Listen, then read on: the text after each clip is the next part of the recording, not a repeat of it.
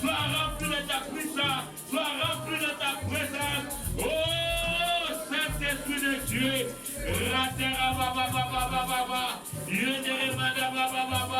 alléluia, alléluia.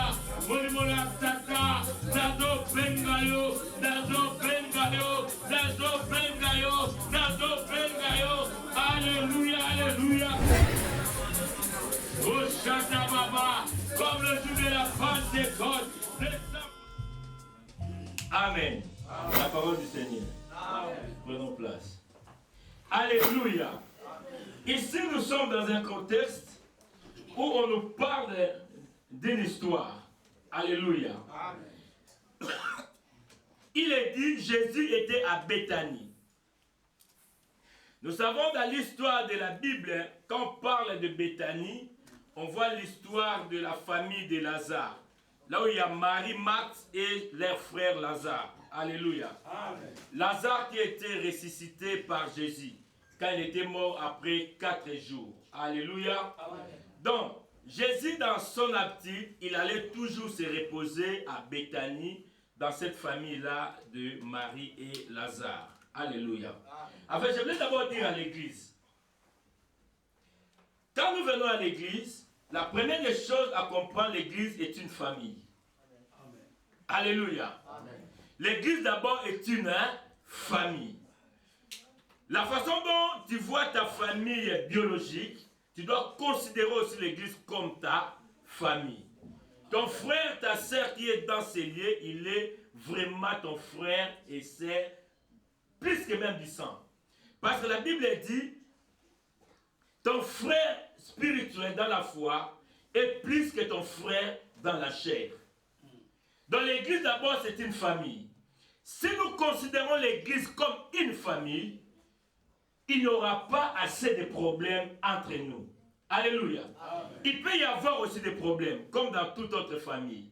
Mais comme c'est la famille, quand l'amour de la famille règne, il y aura toujours l'amour là qui va surpasser tous les problèmes qu'on peut avoir. Et il y aura toujours la solution à tous les problèmes. Amen. Alléluia. Amen. Je veux dire à quelqu'un, même si dans ta famille aujourd'hui, il y a des disputes entre vous dans la famille, prie Dieu, afin que cet esprit qui vous a séparés puisse vous quitter et que votre famille soit unie au nom de Jésus.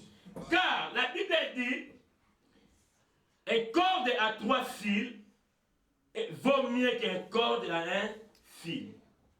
Alléluia. Amen. La Bible dit 2 valent que 1. Si nous sommes en 2, nous sommes en force. Si nous sommes réunis, il y a la force. Là où il y a l'amour, il y a la force. Là où il y a l'amour, il y a le miracle qui peut s'opérer. Alléluia. Amen. Mais là où il y a des divisions, Dieu n'agit pas. Alléluia. Amen. La Bible dit ceci. Une maison divisée ne peut pas subsister pendant les tempêtes. Une maison divisée, une église divisée ne subsistera pas quand le diable va se lever. Alléluia. En sachant que l'église aussi est une armée. C'est l'armée de Dieu. Nous sommes toujours face au diable. Parce que l'église combat jour et nuit l'ennemi. Et l'ennemi aussi à son côté ne va pas se laisser faire. Alléluia. Donc nous sommes exposés. Mais si nous unissons, s'il y a l'amour parmi nous, nous allons vaincre pendant la tentation et pendant la tempête. Alléluia. Amen. Alléluia. Amen. Alléluia. Amen. Ici la Bible dit Jésus était parti à Béthanie. À Béthanie maintenant, là on nous parle, il est parti maintenant dans la maison de Simon. Et le Simon ici on l'appelle Simon le lépreux. Alléluia. Amen. Mais je dis, en Israël, un lépreux ne peut pas vivre au milieu des gens. Un lépreux, parce que la maladie de lèpre, c'est une maladie considérée comme maladie impie. C'est une maladie contagieuse. Un lépreux, on ne peut pas le mettre au milieu des gens. Alléluia. Amen. Si tu vois dans le livre 2 Rois, la Bible dit qu'il y avait 4 lépreux qui vivaient hors de la ville. Pourquoi ces lépreux vivaient hors de la ville? Parce qu'ils étaient des lépreux. Ils ne pouvaient pas habiter parmi les hommes. Mais là où nous avons lu, la Bible dit que Jésus était dans la maison de Simon. Et c'est Simon l'appelle Simon le lépreux. Et dans cette maison de Simon le lépreux, quand nous avons lu dans le livre de Jean, chapitre 12, il nous dit, Lazare était là, Marie était là, Marthe était là. Et nous savons tous aussi, Jésus-Christ ne marchait pas seul. Alléluia. Il marchait toujours avec son cortège de 12 disciples et toutes les femmes qui soutenaient son ministère. Donc Jésus marchait presque avec un cortège de plus ou moins 100 personnes. Alléluia. Amen. Il y a un homme de Dieu a dit, il a dit, Jésus n'allait pas dans des maisons de pauvres. Selon son étude. Pourquoi il a dit ça? Il a dit Jésus n'allait pas dans la maison des pauvres parce que la maison des pauvres ne pouvait pas contenir Jésus avec sa délégation. Mais si tu lis ici, ici là où nous venons de lire, cela nous dit que Simon n'était pas un homme pauvre parce qu'il a reçu Jésus et toute sa délégation. Alléluia. Amen. Alléluia. Amen. Mais je parle de lépreux. Un lépreux, c'est un homme qui est mis à part, qui est isolé. Aujourd'hui, tu peux être là, tu peux avoir un lèpre. Ton lèpre peut être spirituel ou physique. Donc, c'est-à-dire on peut être isolé. Les hommes peuvent être isolés. Les hommes ne veulent pas de toi. Tu as fait du bien à beaucoup de personnes. Mais ces gens-là t'ont isolé. Alléluia. Je vais t'annoncer ce matin, cette personne qui ne peut pas t'abandonner, c'est Jésus de Nazareth. Amen. Alléluia. Cette personne qui peut être là à secours pendant que tu es battu, pendant que tu es par terre, la seule personne qui peut être là à tes côtés, c'est Jésus de Nazareth. Amen. Alléluia. Amen. Alléluia. Ayons confiance à Jésus. Parce que la Bible dit, il ne nous abandonnera jamais. Il est toujours avec nous, jour et nuit. Il est avec nous. Alléluia. Amen. Je m'imagine, comme en Israël, les lépreux ne pouvaient pas habiter parmi les gens. Mais Simon habitait parmi les gens. Cela veut dire, Simon, il était lépreux auparavant. Là, dans ce contexte, là on parle de Simon le lépreux, Simon n'était plus lépreux. Il était lépreux auparavant. Mais il est parmi les gens qui ont vécu le miracle de Jésus. Alléluia. Amen. Il est parmi ces gens que Jésus avait guéri de sa lèpre. Là où nous sommes en train de lire maintenant, Simon n'a pas de lèpre. Mais on l'a collé son ancienne identité. Alléluia. Bien aimé, le monde peut te coller ton ancienne identité. Autrefois, le monde savait, connaissait que toi tu es voleur. Autrefois, connaissait que tu es prostitué. Mais maintenant, tu es venu en Jésus-Christ. Le monde continue à te coller ton ancienne identité. Alléluia. Or, quand nous venons à Jésus-Christ, Jésus-Christ nous donne une nouvelle identité. Amen. Mais là, on a continué à appeler Simon le lèpre. Parce que le lèpre, c'est une maladie de l'humiliation. Il était humilié partout. Et les gens continuent à le voir, la personne qui est toujours humiliée. Je vais dire à quelqu'un ce matin, si les gens te collent une mauvaise identité, refuse ça. Amen. Il faut les rappeler, l'identité que tu me colles aujourd'hui, c'est ce que j'avais avant. Mais quand je me suis rencontré avec Jésus-Christ, ma vie a changé. Alléluia. Amen. Alléluia. Amen. Même si tu es là aujourd'hui et que le monde continue à t'humilier, Les choses du monde est humilié. J'ai une bonne nouvelle pour toi. Jésus de Nazareth est en train de passer ce matin dans cette ville. S'il a passé à Bethanie, ce matin, il peut passer ici à l'Ost. Alléluia. Amen. Et ma prière ce matin, s'il passe dans cette ville, qu'il te voit. Amen. Alléluia. Amen. Simon le lépré. Simon le lépré. On l'a collé son ancienne identité. Mais pendant que Simon était déjà guéri. Parce que s'il y avait toujours la lèpre, personne ne pouvait venir vers lui. Alléluia. Amen. Mais ce matin, dans ce passage que nous sommes en train de dire, je vais te dire quelque chose. Dieu nous demande la reconnaissance. La reconnaissance, c'est quoi? C'est être reconnaissant envers celui qui t'a fait du bien. C'est la gratitude envers celui qui t'a fait du bien. Les contraires de la reconnaissance, c'est l'ingratitude. Même le monde dit, l'ingratitude ne paye pas. J'aimerais dire à quelqu'un ce matin d'être reconnaissant. Vous allez être reconnaissant à qui? D'être reconnaissant à Dieu. Être reconnaissant à ton frère, à ta sœur. Être reconnaissant à ton mari. Être reconnaissant à ta femme. Être reconnaissant à tes enfants. Que les enfants être reconnaissants à leurs parents. Alléluia. Amen. Beaucoup de gens aujourd'hui sur la terre, ils manquent beaucoup de choses parce qu'ils n'ont pas la reconnaissance. La reconnaissance fait que la personne qui t'a fait du bien autrefois, qu'il puisse encore te faire encore du bien. Amen.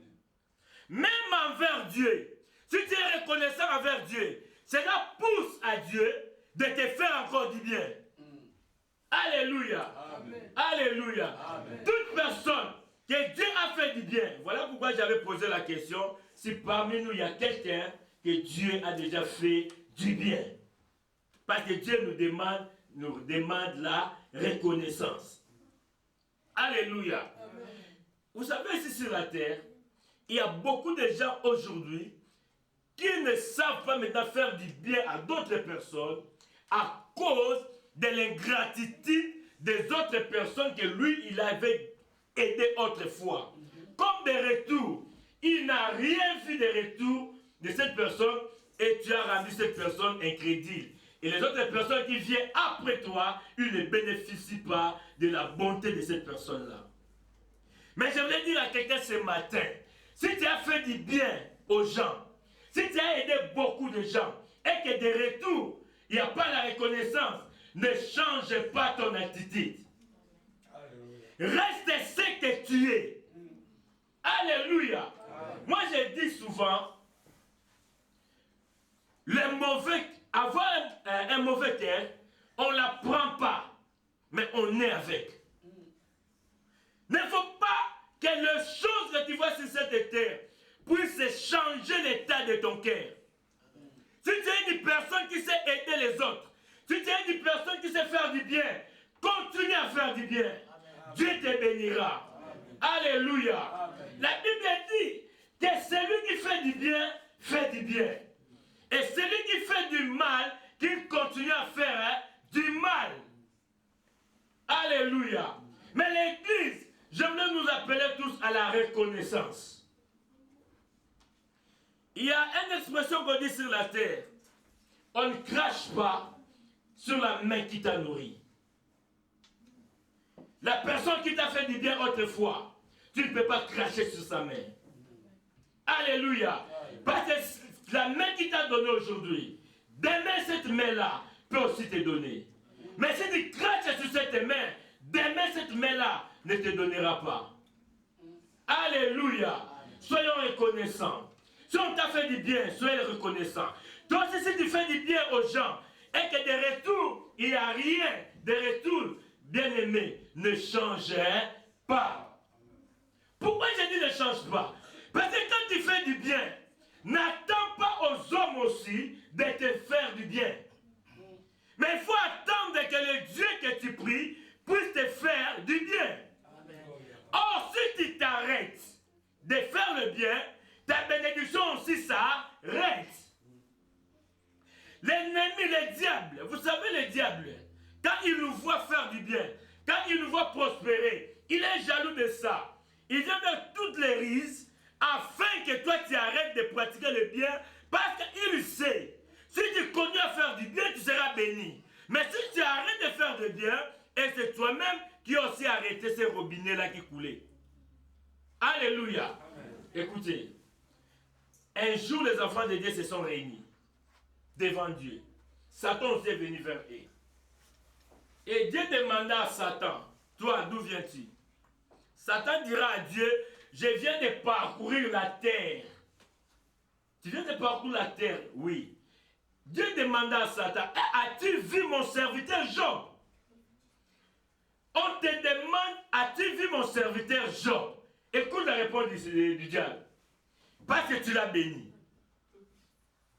Toi, on t'a posé la question, si tu l'as vu, parce que toi tu viens parcourir la terre, il fallait que tu puisses répondre, je l'ai vu. Mais Satan dit, parce que tu l'as béni. C'est-à-dire, Satan, quand il parcourait la terre, il arrivait quelque part, il voit Job dans son état, que Dieu l'a béni, Job continue à glorifier Dieu pour la bénédiction. Job continue d'être reconnaissant à Dieu pour tout ce que Dieu a fait dans sa vie. Cela a énervé le diable. Il a dit à Dieu, c'est pas que tu l'as béni. Le jour où tu enlèveras ta bénédiction, Job va te régner. Alléluia. Amen. Et Dieu a dit à Satan, vas-y. C'est là pour te dire, pendant que nous sommes sur la terre, si tu prospères, sache-le, les yeux de l'ennemi est sur toi. L'ennemi est jaloux de ta bénédiction. Il est jaloux de ce que Dieu fait dans ta vie. Il attend que toi, tu sois irreconnaissant avec Dieu, afin que ces robinets de la bénédiction puissent s'arrêter. Mais je voulais dire à quelqu'un que c'est lui qui fait du bien, qui continue à faire du bien. Amen. Alléluia. Amen. Même si les hommes ou les femmes que tu as fait du bien, ils t'ont rendu, comme on dit, la monnaie du singe, dis gloire à Dieu. Attends-toi à Dieu, Dieu va te payer. Amen. Alléluia. Amen. Moi je dis souvent, moi si je fais du bien à une personne, j'attends rien de retour dans cette personne-là. Mais c'est que j'attends que Dieu puisse me récompenser. Parce qu'en l'homme, il y a beaucoup de méchanceté. Dieu lui-même s'est repenti d'avoir créé l'homme. Parce que ce qu'il a vu en l'homme, Dieu disait, moi je n'ai pas créé l'homme comme ça. L'homme a pris ça où? Si Dieu a regretté d'avoir créé l'homme, et combien plus fort moi un humain? Voilà pourquoi la Bible dit, maudit soit-il celui qui se confie à l'homme. Confiez-nous à Dieu. C'est le Dieu qui peut nous restaurer. C'est le Dieu qui peut nous bénir. C'est le Dieu qui peut nous donner ce que nous avons besoin. Alléluia. Amen. Ici, là où nous venons de lire, Simon le lépreux, il était reconnaissant en Jésus. Prenons maintenant la vie de Simon. Si Simon avait une femme, si Simon avait des enfants, et je crois que Simon avait une femme, je crois que Simon avait des enfants, parce qu'il n'est pas Melchisédek. Hein? Il n'est pas Melchisédek. Comme il a reçu les gens dans sa maison, ils étaient tout autour d'une table. C'est que tout autour d'une table, il y avait à manger. Il y avait le foumoua, il y avait le foufou, il y avait tout ce qu'il a. C'est que les macabres, tout ça. C'est que sa femme a préparé. Alors, quand il était lépreux, Simon était hors de la ville. Il était privé de sa femme. Il était privé de ses enfants. Ses enfants ne pouvaient pas approcher vers Simon. Sa femme ne pouvait pas approcher vers Simon. Ni sa maman, ni ses frères et sœurs. Personne ne pouvait approcher vers Simon. Parce qu'il était lépreux. Tout le monde craignait. Si je m'approche vers Simon, soit, selon la loi, on va me lapider. Moi aussi, je suis impie. Soit, je vais attraper la maladie. C'est comme pendant la Covid. Pendant la Covid. On te dit, ton frère là, il a la COVID. Est-ce que tu as vraiment la possibilité de l'embrasser? Tout le monde craignait. Chacun préservait sa vie. Alléluia. Amen. On te dit que ton fils, ta fille est atteint de Covid. Mais tu la laisses entre les mains des médecins et entre les mains de Dieu. Parce que surtout nous les adultes, on a déjà peur dit non. Ça pour les adultes, personne ne s'échappe. Beaucoup de gens meurent.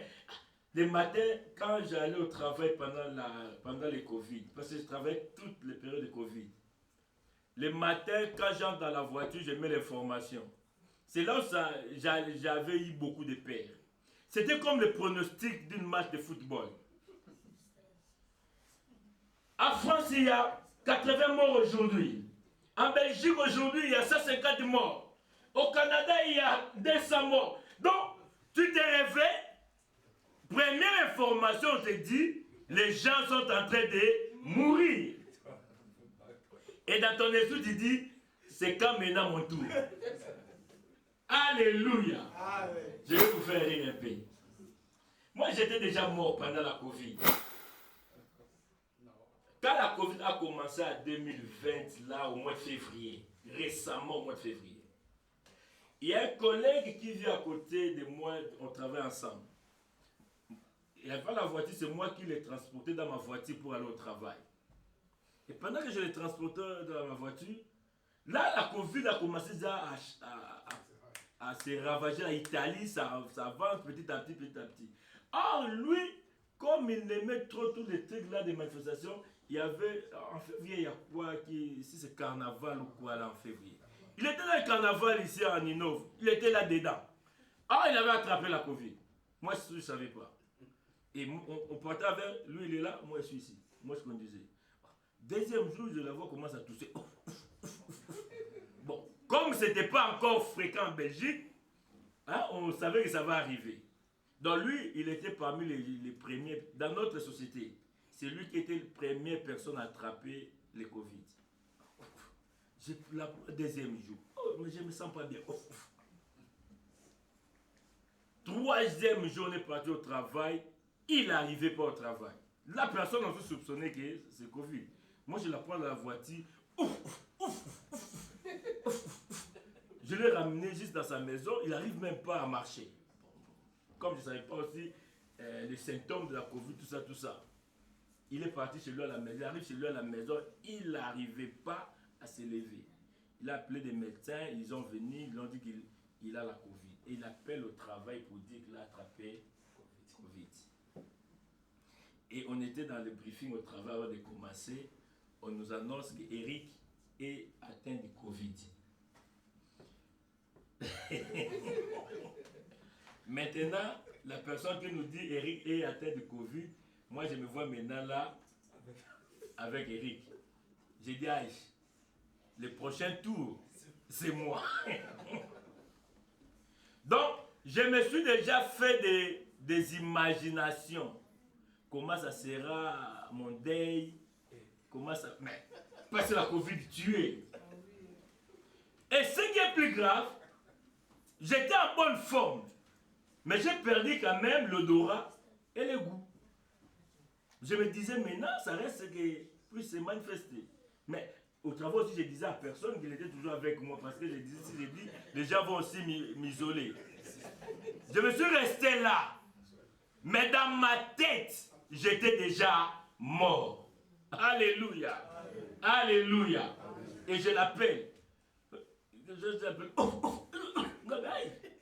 Je pars. Alléluia. Amen. Et je dis, tu ne mourras pas. Amen. Si la Covid t'a raté, tu ne mourras pas. Alléluia. Amen. Simon le lépreux, il était privé de sa famille.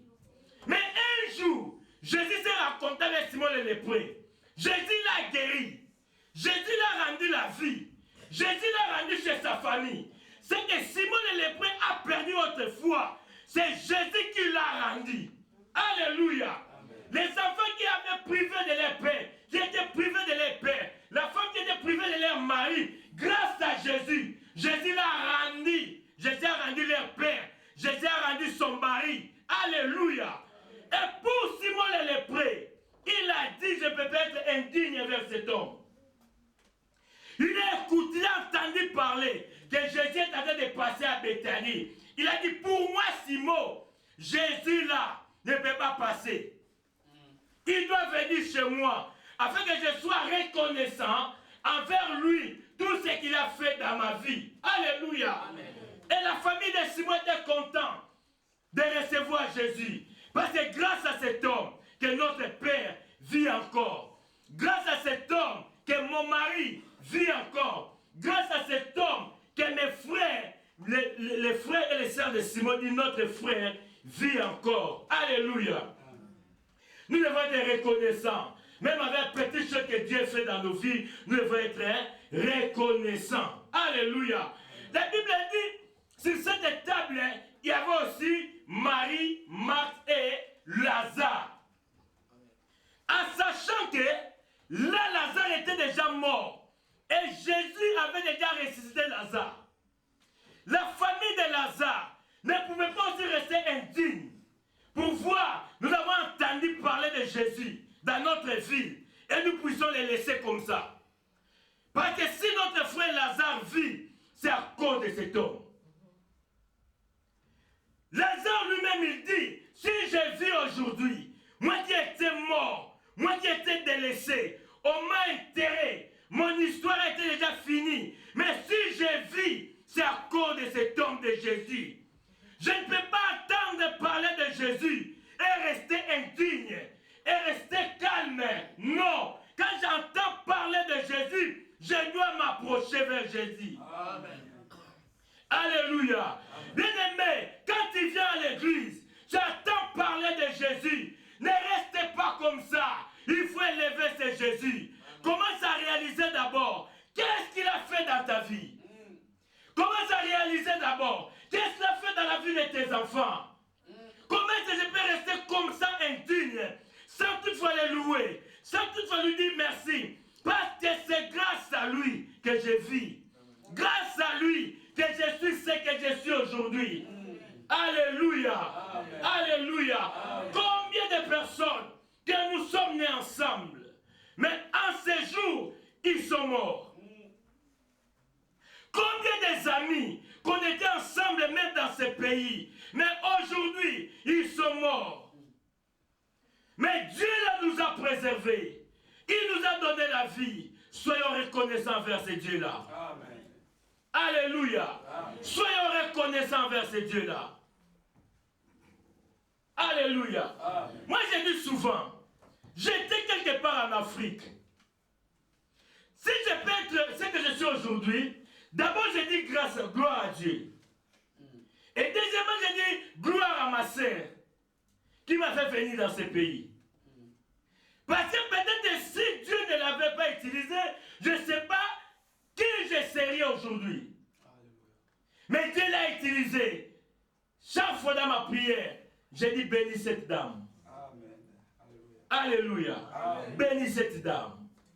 C'est lui qui t'a fait venir dans ce pays. Prie pour cette personne-là. L'homme qui t'a épousé, bénis cet homme-là dans tes prières. Amen. Combien de personnes, combien de femmes qui sont ici dans des rues, qui errent ici dans des rues de Bruxelles, dans des rues d'Alost, qui n'ont pas marié. Combien de femmes qui sont dans des foyers, que l'homme ne les a pas épousées. Mais si toi on t'a épousé, dis merci à cet homme-là. Alléluia. Amen. Toi, mari aussi, dis merci à ta femme. Combien de hommes qui sont ici dans la rue, combien de hommes qui ne sont pas posés parce qu'ils n'ont pas de belles femmes, des femmes ça dans la maison. Mais toi et moi quand même, tu as trouvé grâce d'avoir cette femme. Bénis cette femme. Enfin, bénis vos parents. Combien des enfants, ils manquent même un bon basket. Mais toi, tes parents se sacrifient pour toi. Bénis tes parents. Soyons reconnaissants. Alléluia. Soyons reconnaissants envers nos parents. Soyons reconnaissants envers ton frère. Alléluia. Même si on te donne une petite verre d'eau, dis merci à cet homme-là. Parce que si Dieu ne pas utilisé, il n'allait pas te donner cela. Simon était reconnaissant envers Jésus. Marie était reconnaissant envers Jésus. Marthe était reconnaissant envers Jésus. Tout dans leur vie, c'est Jésus. Alléluia. Que Jésus prend la première place. Alléluia. Jésus d'abord. Avant tout, c'est Jésus. Mon mari, ma femme, mes enfants, après Jésus. La priorité d'abord, c'est Jésus. Alléluia. Soyons tous reconnaissants avec Jésus. Dieu lui-même nous attend à la reconnaissance. Jésus un jour il a guéri 10 lépreux. Il a guéri les 10 lépreux. Les 10 lépreux sont venus vers Jésus. Et Jésus leur a dit, allez vous présenter chez les sacrificateurs. Pendant qu'ils quittaient Jésus pour aller se présenter chez les sacrificateurs, la Bible dit, pendant leur chemin, ils étaient tous guéris. Les 10 lépreux. Et un parmi eux est retourné vers Jésus. Il dit, Jésus, merci, je suis purifié de cette lèpre. Jésus n'avait même pas considéré d'abord son merci, son reconnaissance. Il demande, oh, mais où sont les 9? Les 9 ne sont pas guéris. Comment c'est seulement toi qui es retourné, les 9 ne sont pas retournés? Donc c'est pour nous dire, Dieu a besoin, si Dieu a besoin de la reconnaissance, il a besoin que les gens lui disent merci. Combien plus fort un humain? Alléluia. Combien plus fort un humain? Disons merci à celui qui t'a fait du bien. Alléluia. Amen. Et les lépreux, Jésus l'a dit, tu es guéri, mon fils. Alléluia. Ce matin, je veux dire à quelqu'un, peu importe ce qui se passe dans la vie, peu importe ce qui se passe dans ta vie aujourd'hui, Jésus est capable de te guérir. Je dis, Jésus est capable de guérir ton cœur.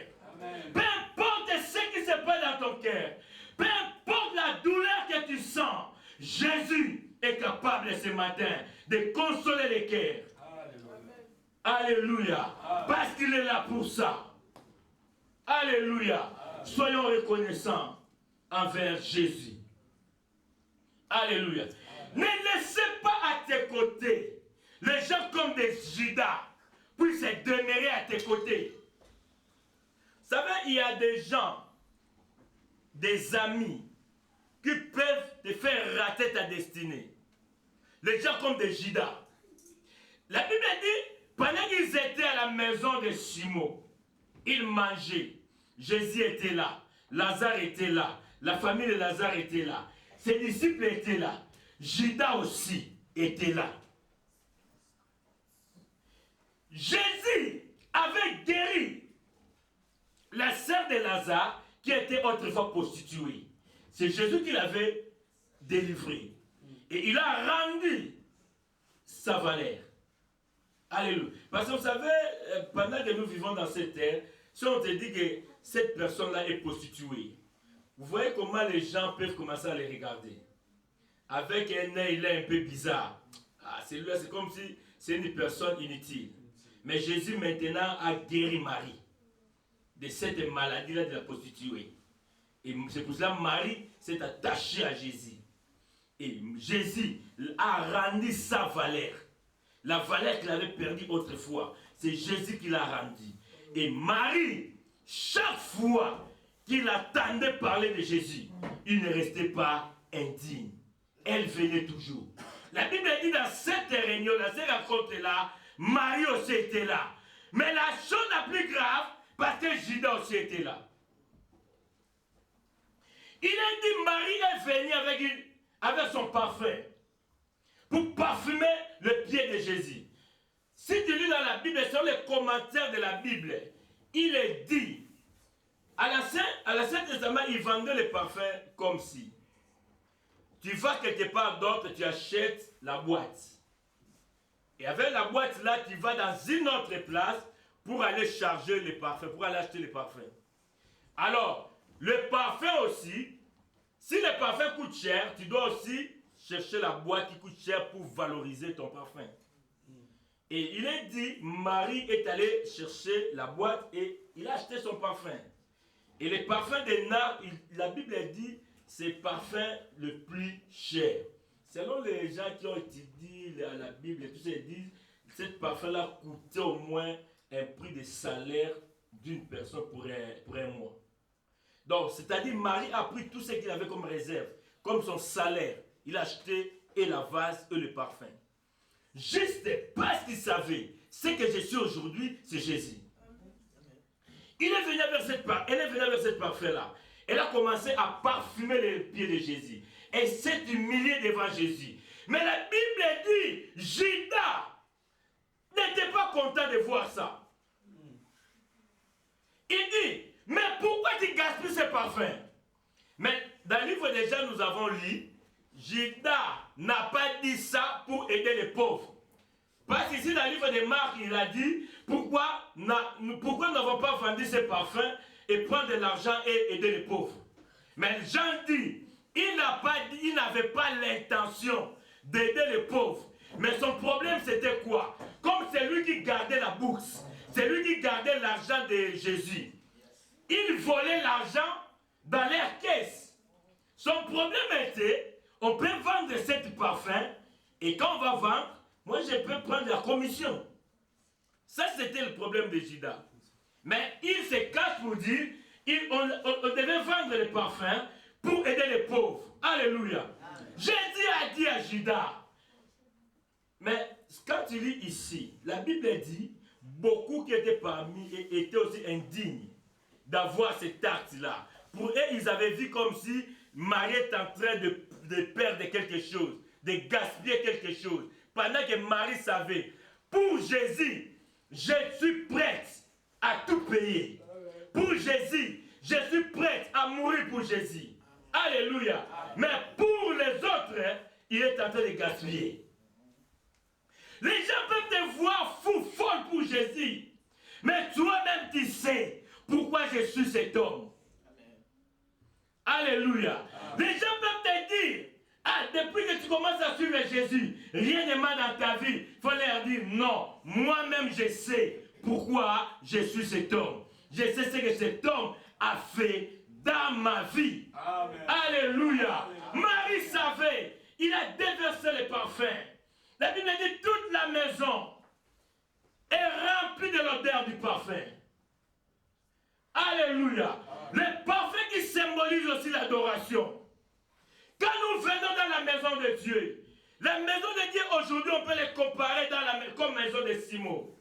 Dans la maison de Simon, la chose qui était la plus importante que Jésus attendait, c'était l'adoration. La Bible dit toute la maison de Simon était remplie de l'odeur du parfum. Parce que Jésus était là. Là où Jésus règne, il a besoin que son peuple puisse l'adorer. Quand nous entrons dans l'église, quand nous venons dans sa présence, la première des choses que nous devons mettre dans nos têtes, dans nos esprits, que nous sommes venus adorer le Seigneur. Amen. Oublie d'abord tes problèmes. Oublie ce qui te trouble. Mais mets dans ton esprit, je viens vers celui qui peut résoudre mes problèmes. Je viens vers celui qui peut me guérir. Mais moi, mon problème, c'est de se prosterner devant Jésus. Amen.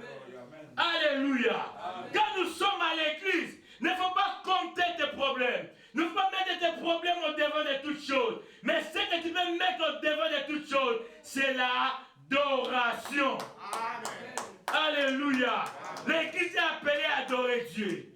L'église est appelée à remercier Dieu. Maintenant, la Bible dit, Dieu a libéré son peuple en Égypte afin que son peuple puisse aller l'adorer. Dieu nous a libérés pour l'adorer. Dieu nous a sauvés pour l'adorer.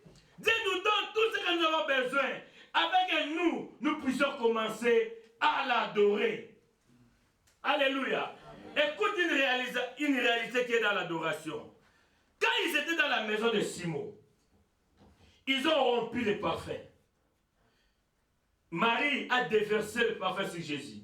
La Bible dit que toute la maison est remplie de l'odeur du parfum. Si la maison est remplie de l'odeur du parfum, est-ce que c'est juste Jésus qui est sorti dans ces lieux-là parfumés ou tout le monde qui était là, ils étaient sortis parfumés? Tout le monde. Parce que la maison était remplie de l'odeur du parfum. Et tout le monde qui était là, ils sont sortis dans la maison de Simon, bien parfumés dans l'odeur du parfum. Je vais dire quoi?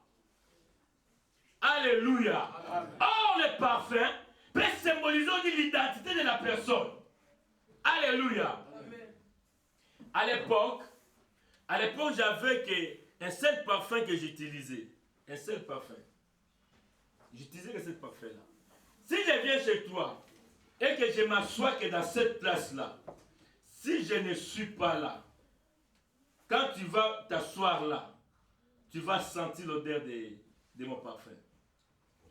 Et même quand on était à Bruxelles, quand je sors de l'immeuble et que ma femme n'était pas à la maison, dès qu'elle rentre dans l'immeuble, elle doit savoir si je suis à la maison ou je suis sorti. Parce qu'il doit sentir l'odeur de mon parfum. Donc le parfum peut symboliser aussi l'identité de la personne. Donc si ces gens-là qui étaient dans la maison de Simon, ils avaient de mauvaises identités. Mais quand ils ont sorti là, à cause de ce que Jésus dégageait, leur identité aussi a changé. Si nous sommes dans sa présence, à cause de ce que Jésus dégage, nos identités aussi doivent changer. La Bible dit qu'il est assis au milieu des louanges de son peuple, mais il opère pendant l'adoration de son peuple. Si son peuple l'adore, si son peuple se prosterne devant lui, c'est alors que Dieu répond à toutes les préoccupations de son peuple. Apprenons à élever Jésus. Apprenons à adorer Dieu. Apprenons à dire merci à Dieu. Alléluia. Alléluia. Et la lèpre va finir. Jésus va nous valoriser. Alléluia. Il ne faut pas être comme un Judas. Alléluia. Qui a dit qu'il faut vendre ses parfums. Dieu n'a pas besoin de notre apparence. Mais il a besoin de ce qui sort au-dedans de nous. Jésus n'avait pas besoin de la vase du parfum. Mais il avait besoin de la contenu de la vase. Alléluia. C'est le contenu qui est plus important que la vase. Ce que tu es, ce que nous voyons devant Dieu. La Bible dit, Dieu ne regarde pas notre apparence, mais il regarde notre intérieur. Ce qui est à l'intérieur de toi, c'est ce qui est plus important devant Dieu. Et pour aussi bien adorer Dieu, tu dois avoir un cœur pur. Parce qu'il y a aussi des adorations. Quelqu'un qui est en train d'adorer Dieu, mais Dieu est en train de sentir comme si c'est une mauvaise odeur qui sort de cette personne. Parce que le cœur de cette personne-là n'est pas pur devant Dieu. Alléluia. Amen. Que Dieu nous bénisse. Amen. Alléluia. Amen. Que Dieu nous bénisse. Que Dieu bénisse sa parole. Dieu nous demande la reconnaissance. Nous disons merci à Dieu qui a rendu notre veillée possible. Nous avons prié. Nous avons demandé à Dieu que ce veillée-là puisse réussir. Et Dieu l'a rendu possible. Nous disons merci à Dieu. Je suis reconnaissant. Tu es reconnaissant, ce Dieu-là. Il a rendu ça possible. Nous disons merci à Dieu. Parce qu'il a rendu ce matin possible.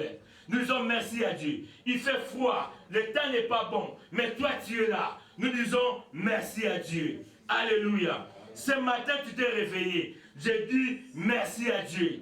Il t'a accordé la vie. Alléluia. L'ennemi pouvait menacer. Le diable a menacé. Mais Dieu nous a accordé la vie. Il nous a donné la force. Nous disons merci. Si on peut s'élever, commence à dire merci. Dis merci à Dieu pour de grandes choses qu'il a fait dans ta vie. Pour ce que Dieu a déjà fait dans ta vie. Pour ce qu'il va faire encore dans ta vie. Si tu es reconnaissant vers Dieu, la Bible dit, celui qui est reconnaissant vers des petites choses, Dieu lui donnera des grandes choses. Disons merci à Dieu. Alléluia. Disons merci à Dieu pour les enfants qu'il t'a donnés. Il y a combien qui pleurent pour les enfants? Disons merci à Dieu pour la vie qu'il t'a donnée. Merci, disons merci à Dieu pour la famille qu'il t'a donnée. Alléluia. Parce qu'aujourd'hui, il y a beaucoup qui pleurent. Ils n'ont pas de famille, mais Dieu t'a donné la famille.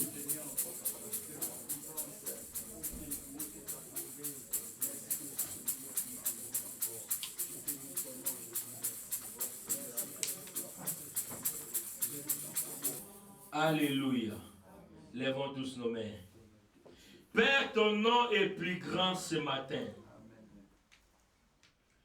Je viens de libérer la parole que tu as mise dans mon esprit.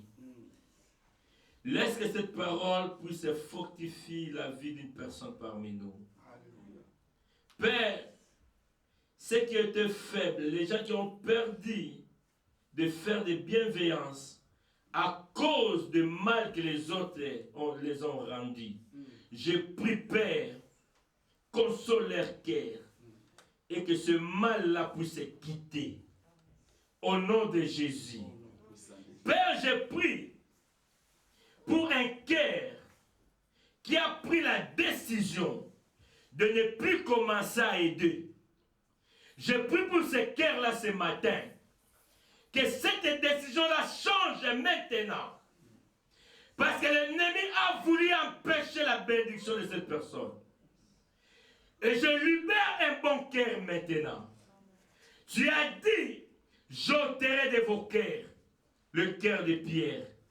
Et je vous donnerai le cœur de chair. Je prie afin que le cœur de chair soit donné. Que le cœur de pierre soit ôté. Tu as dit, je vous donnerai un esprit nouveau. Yahweh, accorde un esprit nouveau dans la vie de ton peuple. Au nom de Jésus. Papa, je prie que si parmi nous, il y a une personne qui n'a jamais été reconnaissante ou reconnaissante, que ce matin, la reconnaissance soit écrite dans son cœur, afin que la personne soit reconnaissante avec toutes les gens qui l'ont fait du bien. Au nom puissant de Jésus. Je chasse le diable dans vos vies. Que l'ennemi soit loin de vous. Au nom puissant de Jésus. Je parle ce matin que toute pensée négative de l'ennemi, qu'il sort dans l'esprit d'une personne parmi nous. Et je libère la grâce de Dieu. Que les malades soient guéris. Que ceux qui ont des problèmes puissent recevoir la solution. Père, merci de bénir ton peuple. Dans le nom de Jésus. Nous savons et nous croyons que rien ne sera comme avant dans nos vies. Nos vies sont en train de changer. Toi qui as rendu la vie à Simon, rends la vie à quelqu'un. Toi qui as rendu l'identité de Simon et de Marie, une personne parmi nous qui a perdu son identité, Père, rends son identité. Au nom de Jésus.